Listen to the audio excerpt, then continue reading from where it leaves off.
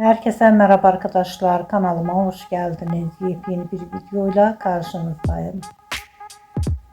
Arkadaşlar bugünkü videomuzda Türkiye'nin başarılı ve karizmatik oyuncusu Akın Akınözü'den yepyeni paylaşım geldi. Bildiğiniz gibi Akın Akınözü Aşk ve Taht dizisine çekiliyor.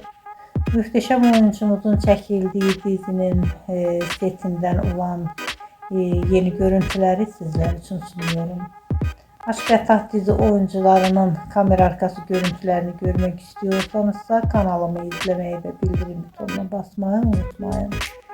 Şimdilik benden bu kadar olsun arkadaşlar. Yeni videomuzda görüşmek üzere. Hoşça kalın, sağlıklı kalın. Umarım videomun sonuna kadar izleyeceksiniz ve beğeneceksiniz. İyi seyirler. Yeni bir videomuzda görüşmek üzere. Hoşça kalın.